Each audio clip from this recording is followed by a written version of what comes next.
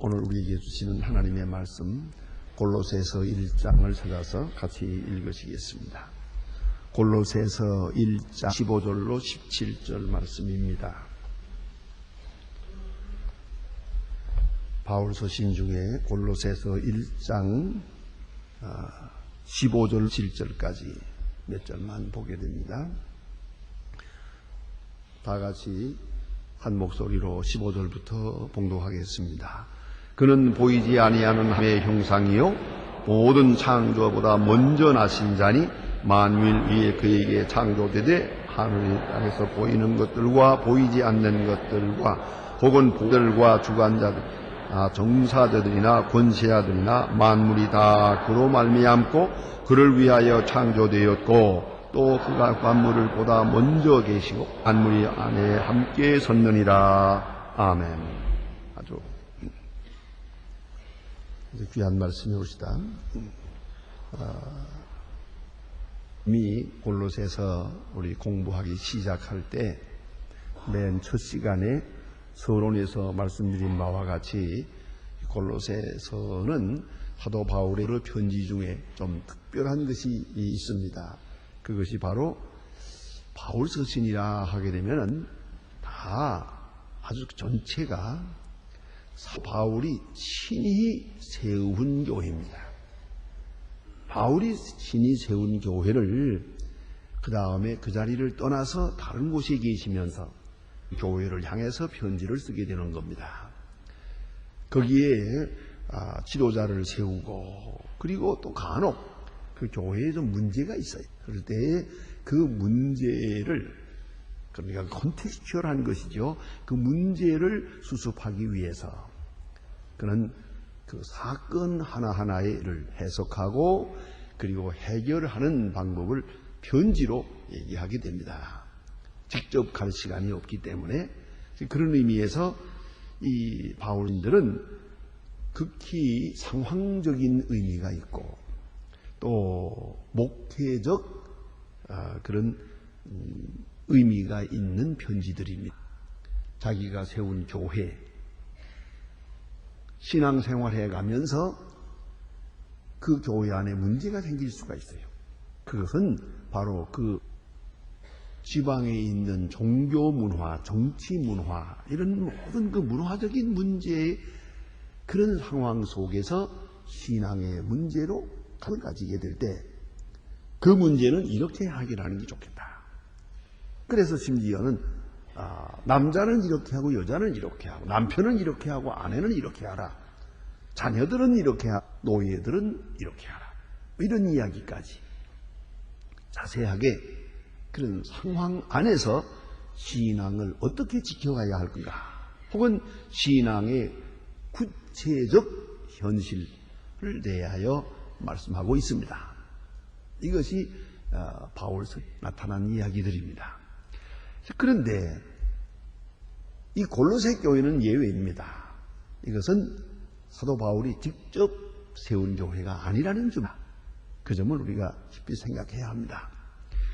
모름지기 그가 에베소에서 3년 동안 선교 역사를 할 때 아마도 그저 우리 에베소 교회라고 한마디로 하지만은 그렇지 않고 에베소 안에 많은 교회를 세우신 것 같아요. 근데 거기서 바울에게서 믿은 사람이 골로새라고 하는 가까운 지방에 가서 거기다가 교회를 세운 거예요. 그러니까 간접으로 교회를 세웁니다. 직접 세운 게 아니고. 그러면 그 누군가가 바울을 협력하고 바울의 뜻을 잘 이해하는 분이 지금 그 교회에서 목회하고 계세요. 그렇지만은 사도 바울의 마음속에는 모름지기 그 하나의 스승으로 혹은 대사도적 입장에서 교리 염려가 있었다고 생각합니다. 바로 전했나? 바로 믿고 있나? 그 신앙의 진수를 바로 알고 있는 건가? 하는 걱정이 있어요. 그래서 골로새서 안에는 요 짧은 편지지만은 교리적인 내용이 많습니다. 그래서 오늘 본문에서도 보는 것이 기독론이 있고 다음 시간에는 교회론이 있습니다. 이렇게 교리적인 그런 내용을 담아서 바울이 지키지 못하더라도 이 몇 가지는 꼭 알아야 된다. 이것은 아주 본질적인 교리니까 그래서 이제 말씀을 하게 됩니다. 그런 경우에 되어진 편지가 골로새서요, 또 하나가 로마서입니다.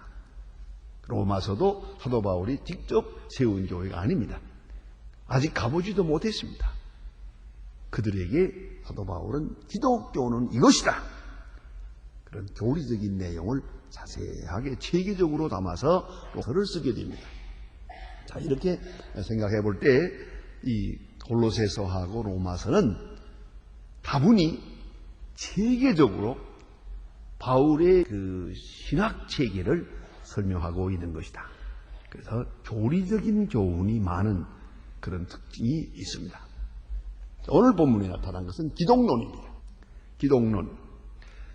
흔히 이렇게 말합니다. 기독론에서 바울의 기독론하고 말할 때 바울의 편지 전부가 그리스도가 누군지, 교회가 무엇인지, 성령이 무엇인지, 하나님이 누군지, 또 구원이 무엇인지 다 설명하고 있지만은 그러나 특별히 그리스도에 대해서 이것이 그리스도다라고 기독론적으로 핵심적으로 설명하는 곳은 몇 곳에 있습니다. 그 하나가 빌립보서 2장 6절 이하에 있는 말씀. 그러면 그리스도는 누군가 하는 것을 말해주고, 또 하나가 고린도전서 15장 1절 이하에 있습니다. 부활장입니다마는 예수 그리스도에 대해서 자세하게 간결하게 설명합니다. 아주 중요한 교리예요. 그리고 오늘 본문에 나타난 골로새서 1장 15절입니다. 그런 거로 아주 짧은 말씀입니다. 저희 진리는 길게 설명해야 되는 게 아니니까요. 가장 간결한 말씀이면서도 가장 핵적인 말씀을 오늘 본문에서 말씀하고 있습니다. 자, 이제 우리가 오늘 기독론에 대해서 공부합니다. 바울의 기독론. 그게 총체적으로 말하는 통론적인 내용이 뭐냐 하면 본문에서 보세요. 이제 15절 말씀 보면은 그는 보이지 아니하시는 하나님의 형상이요. 하나님의 형상이라고 했어요. 그리스도는 하나님의 형상이다. 간단한 말씀인데 대단히 중요한 말씀이 옵니다. 그리스도는 하나님의 형상이다. 이 형상이라는 말이 헬라어로는 에이콘입니다. 영어로 말할 때는 아이콘이라고 발음합니다. 아이콘. 혹 여러분이 러시아를 방문하든가 해서 모스크바나 이런 데 가면요, 거기에는 많은 아이콘이 있습니다. 또 아이콘을 이 작은 것들은 좀 팔기도 합니다. 아이콘. 이 로마 그릭은 상이 많습니다. 상으로. 그러니까 조각으로 만든 그 상이 많은 데 비해서 히랍 정교회는 그 상 안 합니다. 그건 우상이라고 만든다고 그러고, 그리고 그림을 중요하게 여깁니다. 하지 말하면 예수 그리스도에 대한 그림. 이것을 아이콘이라고 합니다. 영어로 발음할 때는 아이콘이요. 헬라어 원문대로는 에이콘입니다. 에이콘이 맞는 거죠. 그러나 그저 지금 영어 발음으로 아이콘 그럽니다. 이 아이콘이라는 것은 대단히 중요한 의미를 가집니다. 그 원문의 뜻은 영어로 번역할 때는 이미지, 형상이라는 말이기도 하고, manifestation, 그것이 형체로 나타나는 것, 이렇게 설명하기도 합니다. 그리고 특별히 재미있는 것은 portrait, 초상화라고 합니다. 초상화. 그러나 이 아이콘이라는 그 말 자체가 비유적이라는 것을 여러분이 알고 들어가야 됩니다. 그 자체가 설명을 다 하는 게 아니고 이건 비유입니다. 마치 뭐와 같은 거 아니? 우리가 하나님을 아버지라고 합니다. 여러분, 하나님 아버지라고 부릅니다. 그건 비유입니다. 여러분 아무 의심하지 않고 하나님이라고 부르죠. 한번 까다로운 질문을 할까요? 어머니 누구죠? 그렇잖아요. 이건 어디까지나 비유이지 그래 설명해서는 안 돼요. 그와 같이 여기서도 아이콘이라는 말은 이 초상화라고 하는 말, 이 말은 그 자체가 비유적 성격을 가지고 있다는 것을 알고 이해해야 됩니다. 빌립 2장 7절에 보면 그리스도께서는 하나님과 동등됨을 취할 것으로 여기지 아니하시고 자기를 비어 에케노센 비어가지고 종의 형체를 가졌다 그랬습니다. 그건 형체입니다. 종의 형체, 여기서 말하는 것은 몰페입니다. 영어로 말하면 폼이라는 말입니다. 내용에 대해서 폼이 있죠. 겉으로 나타나는 형체, 이것을 말합니다. 그러나 오늘 본문에는 형체가 아닙니다. 이것은 형상입니다. 에이콘입니다. 에이콘, 아주 중요한 거예요. 보통 그림을 생각하면 안 되겠습니다. 보통 초상화를 생각하면 안 돼요. 자, 여기서 우리가 깊이 생각해야 됩니다. 보이지 아니하시는 하나님의 형상이다 그랬어요. 형상은 보이는 거 아니에요. 보이지 아니하시는 분 아니에요. 하나님은. 그러면 보이지 아니하시는 하나님에 대한 형상, 이거 모순되는 거 아니에요. 형상은 볼 수 있는 거고 하나님은 보이지 않는 거 아닙니까? 그런 아주 재미있는 얘기가 있습니다. 전해오는 얘기인데 어느 날 교황께서 그 로마에 있는 많은 잘 그림을 그리는 화가들을 다 모아놓고 내가 아무리 생각해도 늘 주님의 형상만 보고 있는데 하나님의 형상을 좀 그렸으면 좋겠구만.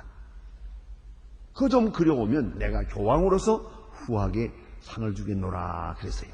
그런데 모든 화가들은 나름대로 나이 많은 할아버지 모양으로 그리기도 하고 혹은 어떤 수상화식으로 해서 무슨 양을 그리기도 하고 혹은 무슨 동물의 모양으로 그리기도 하고 모양으로 그렸다는 거예요. 그런데 제일 나이 많고 저 유명하다고 하는 화가께서는 아무것도 안 그리고 앉아서 졸기만 하고 있는 거예요. 그래서 모든 사람들이 그린 그림을 다 보면서 교황이 마음에 안 들었어요.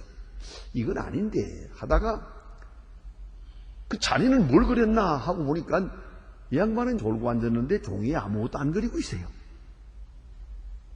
이 사람은 사실은 아무리 생각해도 하나님의 형상을 그리다 있을 수가 없어서 답답해서 앉아있는데 그러다가 졸았는데 교황은 오히려 은혜를 받았어요. 맞다. 자네 마음 맞아. 어떻게 그리 갔나? 하나님의 형상은 그릴 수 있는 게 아니지. 그래서 상을 줬대요. 그런데 여러분 생각해야 됩니다. 하나님은 보이지 않는 분입니다. 볼 수 없는 분입니다. invisible. 볼 수 없는 분이에요. 그런데 보이지 않는 분이 보이는 것으로 나타났어요. 볼 수 있게 나타났어요. 우리가 알도록 나타났어요. 여기서 우리가 본다고 하는 문제만 자꾸 생각을 하는데 이 눈으로 보는 것만 생각하지 마세요. 이 본다고 하는 것은 곧 아는 말입니다. 그런 거로 알 수 없는 분이 알 수 있도록 나타났어요. 들을 수 없는 분이 듣도록 나타났어요. 전혀 우리는 헤아릴 수도 없는 분인데 우리가 알아들을 수 있도록 느낄 수 있도록 우리에게 가까이 나타났어요. 그분이 바로 에이콘이라는 거죠. 그걸 알아야 돼요. 가끔 우리는 그림을 생각합니다. 혹은 사진도 생각합니다. 사진과 그림이 뭐가? 우리가 그림을 보는데 특별히 초상화라는 것은요 사람을 그린 겁니다. 얼굴을 그린 거예요. 이걸 놓고 볼 때 혹은 사진을 볼 때 눈으로는 그 사진이나 그림을 봅니다. 그러나 마음으로는 어디를 봅니까? 마음으로는 그 본체를 보는 거예요. 보이지 않는 존재를 내가 지금 그리고 있는 거예요. 보기는 여기에 종이 한 장에 있는 그림을 보지만은 우리 마음은 보이지 않는 분을 보고 있는 거예요. 그것이 바로 그림의 본뜻이 아니겠습니까? 그래서 오늘 우리가 생각해야 되는데 보이지 않는 존재가 보이는 존재로 나타났습니다. 유명한 마틴 루터는 그런 말을 해요. God makes him small. 유명한 말입니다. 하나님께서 그를 적게 만들었다. 예수 그리스도를 작게 만들었어요. 그러니까 하나님께는 엄청난 희생이 들어간 거죠. 희생이죠. 그러면서 거기에 있는 거예요. 여러분 가끔 혹은 사랑하는 사람의 사진을 가지고 있습니까? 이 사진이 잘못생겼거든요. 그렇다고 해서 다른 사람 사진 가지고 다니겠어요? 그건 아니에요. 잘생겼든 못생겼든 내가 사랑하는 사람의 사진이 이래야만 해요. 왜? 이 사진을 딱 드는 동안 그분이 생각이 나니까. 그분과의 관계가 생각이 나거든요. 그래서 중요한 거죠. 예? 이러니까 보이지 않는 분, 그 존재가 있어요. 그것을 우리가 이 보이는 것으로 축소시켰을 때 그건 불완전한 거예요. 사진을 잘 찍었다 하더라도 그건 인격과 같을 수는 없지요. 그건 어디까지나 그림이지요. 사진은 어디까지나 그림이죠. 예? 그런 거로 우리는 그 크고 위대한 인격을 어떻게 요 조그마한 그림 속에 다 집어넣을 수가 있겠어요. 그러나 우리는 이 작은 사진을 보면서 그 인격을 마음으로 보는 거죠. 그것만 보나요? 듣기도 하죠. 이걸 보는 동안 음성이 들려와요. 그 음성이 들려와요. 그분과 이야기하는 것이 생각이 나요. 그분이 내게 하신 말씀들이 다 내게 와요. 다가온단 말이에요. 이게 바로 임이요 초상화란 말입니다. 그런 거로 보이지 않는 존재가 보이는 형상으로 나타났습니다. 그러나 이것은 우리가 만든 게 아닙니다. 가장 중요한 것은 하나님께서 주도적으로 역사하신 거예요. 하나님이 창조적으로 역사해서 우리 구원을 우리와 대화적 관계를 가지기 위하여 하나님께서 이렇게 우리에게 형상으로 나타났어요. 형상으로 나타나다. 다시 말하면 볼 수 있도록, 만날 수 있도록, 들을 수 있도록 나타났다. 바로 그분이, 그 나타난 그분이 그리스도라는 거죠. 이걸 우리가 알아야 합니다. 이런 삼위일체적인 교리를 비유적으로 말할 때 이렇게 말하기도 한답니다. 내가 볼 땐 그게 제일 좋은 비유같이 보여요. 태양이 있죠. 태양이라고는 본체가 있어요. 그리고 지금 우리에게는 거기서부터 여기까지 몇광년, 수천 광년이 다가온 빛이 있어요. 빛이 있어요. 그리고 또 그 빛 속에는 또 빛만 있는 게 아니에요. 환한 빛만 있는 게 아니라 거기에 따뜻한 열기가 있어요. 열기도 있고 뭐 적외선, 좌외선 뭐 여러 가지 작용이 여기 있어요. 보이지 않는 게 있어요. 이 세 가지를 봅니다. 그러니까 저기 계신 본체, 태양, 하나님이고 거기서부터 이쪽으로 빛이 왔어요. 와서 여기 내게 와서 나로 하여금 빛을 볼 수 있도록 해주었어요. 여기 도달했어요. 이게 바로 말씀이요, 그리스도요. 그리고 우리 안에 따뜻한 열을 주고 생명력이요. 그게 바로 성령이요. 이렇게 비유적으로 설명을 합니다. 아마 여러 비유 중에 그것이 제일 마음에 드는 것 같아요. 여기까지 알아야 됩니다. 태양에서 빛이 옵니다. 그 태양 자체는 엄청난 것입니다. 그러나 그 전체가 다가오는 게 아니고 그건 태양은 멀리 계시고 거기서 빛이 와서 내 눈에 도달합니다. 도달했을 때만 내가 아는 거예요. 그러나 이로써 태양을 알지만은 내가 받고 있는 보고 이것이 태양 전부는 아니에요. 내가 받고 있는 것만큼만, 내가 보는 것만큼 혹은 필요한 만큼만 보고 있는 거예요. 이상이 된다면 나는 살아남을 수가 없죠. 자, 그와 같이 하나님은 보이지 않는 분이에요. 그런데 그가 우리에게 왔어요. 그래서 그를 우리에게 소개하고 그의 뜻을 전하고 그의 마음을 보내주셨어요. 그것이 바로 아이콘이요. 그 아이콘이다 하는 것을 알아야 합니다. 그러니까 보이지 않는 존재를 아이콘 속에서 하도록 한 거예요. 보이지 않는 사람을 우리가 사진을 통해서 만나는 것처럼 말이죠. 그래서 그 눈으로 볼 수도 있고 귀로 볼 수도 있고 마음으로 그 존재를 만날 수 있는 것이에요. 아주 신비로운 것이죠. 요한복음 14장 8절로 9절에 보면 예수께서 친히 이렇게 말씀하시는데 한번 들어보세요. 예수께서 가라사대 내가 곧 길이요 진리요 생명이니 나로 말미암지 않고는 아버지께로 없느니라. 너희가 나를 보았다면 내 아버지도 알았으리라. 이제부터는 너희가 그를 알았고 또 보았느니라. 빌립이 가라되 주여 아버지를 우리에게 보여주옵소서. 그리하면 족하겠나이다. 예수께서 가라사대 빌립아 내가 이렇게 오래 너희와 함께 있으되 네가 나를 알지 못하느냐? 나를 본 자는 아버지를 끈을 어찌하여 아버지를 보이라 하느냐? 벌써 아버지를 보았다 이 말이에요. 아이콘입니다. 아이콘이요. 또 보았는데 뭘 또 보이라 하느냐? 너희가 볼 수 있는 것은 아이콘이지 하나님의 형상이지 만일에 이것을 또 직접 본다고 한다면 죽었죠 벌써. 그건 아니죠. 볼 수 있도록 보여주는 형상이 바로 예수 그리스도란 말이에요. 그 예수님 말씀하십니다. 벌써 보았는데 뭘 또 보자고 하느냐? 아버지를 하나님을 보면 좋겠습니다. 이 사람아 벌써 보았는데 이 길이 유일한 길인데 이 이상도 이하도 아닌데 어찌하여 아버지를 보겠다고 하느냐? 나를 본 자는 아버지를 보았느니라. 저 귀한 말씀 아니에요?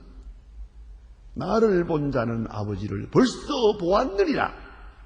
이렇게 예수님께서 말씀하고 계십니다. 그런 거로 우리는 생각해야 합니다. 이제 그리스도께서 우리와 함께 계십니다. 그 그리스도는 바로 하나님 자신의 계시요 하나님의 형상입니다. 하나님의 아이콘이라는 말씀이죠. 그가 계시자가 되십니다. 이제 역사적으로 한번 생각할까요? 조금 더 더듬어 올라가면 구약 성경에 이런 말씀이 있죠. 지혜라고 하는 말이 있어요. 지혜를 인격화하고 있습니다. 지혜가 소리 지른다. 지혜와 함께한다. 하나님의 지혜, 하나님의 지혜가 우리와 함께한다 할 때 그건 하나님 자체가 아니에요. 그러나 하나님의 지혜가 우리와 함께하세요. 그것 또한 역시 하나님의 형상이에요. 또 그런가 하면 헬라 사람들의 이론으로서는 로고스라는 게 있어요. 말씀. 이 말씀이라는 말은 귀로 듣는 말씀만이 아니에요.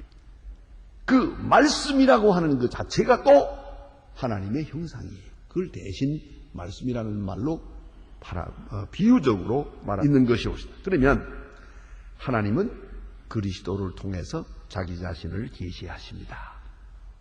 이 길 외에 다른 길이 없습니다. 그래서 그러므로 그리스도인은 그리스도를 통하여 하나님을 만납니다. 그리고 만족하게 여겨야 됩니다. 더 이상 바랄 것이 없어요. 그리스도를 알고 그리스도를 보고 그리스도를 읽고 그리스도에 대한 이야기를 듣고 성령이 감동하는 동안에 내가 충분히 하나님을 만나요. 만날 수 있도록 돼 있어요. 그것이 바로 그리스도인이에요. 그래서 예수 그리스도를 통하여 우리는 하나님을 만납니다. 그의 말씀, 그의 뜻, 그의 생명을 우리가 체험하게 됩니다. 그래서 유명한 신학자 칼 바르트는 이런 말을 합니다. 예수 그리스도 이외에서 떠나서 그죠? 예수 그리스도 이외에서 하나님을 보려는 자는 다 우생 숭배자가 아닐 수 없다. 우리는 그리스도를 통해서 하나님을 만나요. 그리스도를 통해서 하나님을 보아요. 이 길 외에 다른 길을 통해서 하나님을 만난다고 한다면 우상 숭배자다. 그건 다 미신이다. 그건 잘못된 것이다. 이것을 우리가 알아야 합니다. 그래서 우리 기독교인이란 뭐냐면 예수 그리스도를 유일한 계시자로 믿는 유일신 종교입니다. 바로 이 기독교입니다. 그래서 오늘 본문의 가운데 이것을 강조하는 겁니다. 예수 그리스도는 하나님의 형상입니다. 우리 볼 수 있는 하나님, 그 바로 예수 그리스도요. 하나님은 예수를 통하여 우리에게 말씀하시고 우리는 예수를 통하여 하나님을 만나는 거, 하나님을 보는 거예요. 그 점을 강조해서 말씀하고 있습니다. 그 다음에 있는 말씀은 그것을 설명하는 겁니다. 그 하나님 되시는 예수, 그분은 누구냐 겁니다. 이래서 본문에 이렇게 말합니다. 먼저 나신 자요라는 말이 있는데 이건 신학적으로 매우 중요한 말입니다. 먼저 나신 할 때 우리는 자꾸만 그러면 그분이 우리 형님 아닌가 생각을 하거든요. 조금 우리보다 먼저 나시니까 형님 아닌가 생각하는데 그거 아니에요. 뭐 그렇잖아도 어느 아들이 먼저 예수 믿고 아버지가 좀 뒤에 예수 믿었대요. 근데 늘 아침 식사 기도할 때마다 먼저 믿은 아들이 기도를 하나님 아버지시여 오늘도 이렇게 은혜 주시고 좋은 음식 주셔서 감사합니다. 이 기도했단 말이에요. 네가 얼마 동안 교회 다니던 아버지가 야 그만 하지 말고 나도 좀 하자. 아니 너무 고마워가지고 아버지 그러면 아버지가 식사 기도하세요. 그랬더니 이 아버지가 하고 하는 말이 하나님 형님이시여 그러더랍니다. 그래서 아이 형님이 무슨 소리입니까? 그랬더니 이 사람 아니, 넌 족보도 모르냐? 내게 아버지면 내게는 형님이지. 그러니까 그런 족보 타령하면 안 됩니다. 여기서 우리가 알아야 할 것은 먼저 나신 자라는 말은 그 헬라 원문대로는요 프로토토코스라고 하는 말인데 이건 전혀 시간적 개념이 없는 말이에요. 이것은 그 영예가 그 영광이 우선된다는 뜻이에요. 그것뿐이지 언제 났을까 누구보다 먼저 났나 뭐 그렇게 생각해서는 안 되고요. 또 하나는 먼저 나신 자라고 하는 이 개념은 곧 메시아를 가르치는 말이에요. 메시아를 지칭하는 하나의 대명사입니다. 그런 거로 이거 너무 복잡하게 언제 났나 뭐 어떻게 났나 그런 생각을 해서는 안 된다는 말입니다. 그래 먼저 나신 자라는 말은 보다 온전한 근본적 존재가 된다 하는 말이죠. 그런데 이 중요한 것은 만물이 창조될 때 그가 창조한 겁니다. 그래서 여기 보면 그를 위하여란 말입니다. is auton. 그 다음에 또 the out라고 하는 말을 해요. 그로 얌고 몇 가지 단어가 나옵니다. 그래서 예수 그리스도를 위하여 예수 그리스도로 말미암아 또 그다음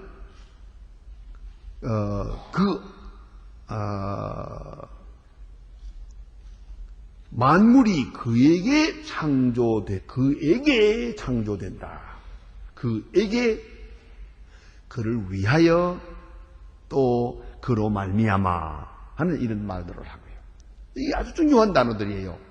기독론에서 이거 굉장히 까다롭게 취급하는 본문인데 그러나 이 시간에 그 말씀을 다 드릴 수는 없고요. 이 모든 것은 뭘 의미하느냐? 예수가 창조주 되신다는 것을 말하는가? 예수가 창조주가 되시는 거. 또 그 말은 또 다른 말로 무슨 말이냐? 이것을 영어로 프로익지스텐스라고 합니다. 프리익지스텐스라는 말이 뭐냐? 선제설입니다. 자, 이제 한번 생각하세요. 우리는 세상에 났어요. 그럼 제가 날 때, 예? 우리 아버지 어머니로 인해서 내가 태어납니다. 그러면 1933년 6월 12일 날 내가 세상에 태어납니다.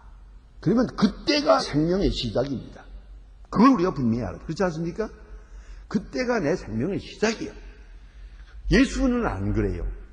예수 그리스도는 창조할 때 그때도 있었어요. 아시겠어요? 그게 다른 거예요. 이것만 알면 되는 거예요. 이게 골자거든요. 선제하셨단 말이죠. 우리는 이 땅에 태어난 날짜가 다 있어요. 하지만 예수 그리스도는 만물이 있기 전 하나님과 동등되게 그때부터 존재하셨다는 거죠. 그걸 아셔야 돼요. 어떤 존재로? 성부, 성자, 성령. 새 인격으로 존재하시는데 동등하게 존재하셨어요. 그걸 알아야 합니다. 그래 창조 때부터 계셨다 하는 그 얘기예요. 얘기의 골자는. 그러니까 우리가 예수를 믿을 때 예수께서 말구 이후에 나신 것 그것만 생각을 하죠. 말구 이후에 나시고 아기 예수가 내가지고 빼각빼각 울었겠구나. 그때 얼마나 추웠을까 뭐 이런 생각을 하지만 여기서부터 시작된 게 아니에요. 예수 그리스도의 생명은 그게 아니고 창조 때부터 계셨어요. 하나님의 형상이에요. 그러니까 형상화되어서 우리 가운데 말씀이 육신이 되어 우리 가운데 오습니다. 호사르스 에게네토 로고사르스 에게네토입니다. 말씀이 육신이 되어서 우리를 위하여 이 땅에 형체를 입고 오셨어요. 형상을 입고 오셨어요. 그걸 알아야 됩니다. 그건 영적 존재예요. 영원한 존재입니다. 그런데 형상을 입고 오셨어요. 마치 태양의 본체가 있고 태양에서 빛이 먼 데서부터 빛이 여기까지 와서 여기에 내 눈에 몸에 도달을 해서 나로 하여금 태양을 보게 하는 것처럼 말입니다. 그가 오셨어요. 그래서 창조주다. 이걸 꼭 생각해야 됩니다. 예수를 창조주로 예수를 하나님으로 그렇게 믿은 것이 초대교회의 신앙이요 우리의 신앙 고백입니다. 그래서 우리 사도신경 보면은 전능하사 천지를 만드신 하나님 아버지를 믿으며 그리고 주 예수 그리스도 그 그리스도는 이러이러한 분이다. 또 성령, 성부, 성자, 성령 이것을 믿습니다. 우리 신앙 고백의 요점. 그러면 왜 그가 오셨느냐는 거죠. 우리를 만나기 위해서, 우리를 구원하기 위해서, 우리의 죄를 하기 위해서 오신 거예요. 그걸 알아야 합니다. 그런 거로 이 예수 그리스도가 하나님 된 증거, 그 가장 핵심이 바로 여기에 있습니다. 제가 언제 한번 그런 시험을 냈어요. 앞으로 목사 될 사람들에게 목사 고시 시험을 낼 때 논문에 예수께서 하나님 되신 증거를 성서적으로 써라 그랬어요. 아주 예수가 하나님이라고 늘 고백을 하면서도 몇 절에 그게 있나? 물론 전체적으로 있죠. 가장 뚜렷한 것이 뭐냐면 죄사함의 권세를 행사하는 겁니다. 내 죄 사했느니라. 그건 오직 하나님만 할 수 있는 거예요. 또 하나 있어요. 여러분 매일같이 보는 거예요. 볼지어다 내가 세상 끝날까지 너희와 항상 함께 있으리라. 누가 항상 함께 있을 수 있어요? 하나님이니까 항상 함께 있지. 사람이 어떻게 항상 함께 있노? 그렇잖아요. 그러므로 우리는 이걸 아세요. 예수 그리스도는 영원한 하나님이신데 잠깐 동안 우리를 위해서 역사 속에 오셔서 인브리킹이라고 합니다. 이 역사 속에 오셔서 우리를 위하여 오셨고 십자가에 돌아가시고 부활하신 거예요. 다시 또 영원한 하나님 되심을 나타내고 있지요. 그런 거로 먼저 계시고 또 영원히 계시고 그리고 잠깐 동안 우리와 함께 계셨어요. 역사 속에 육체를 입고 이것이 초대교회의 신앙이요 성경이 말씀하는 예수 그리스도의 존재론입니다.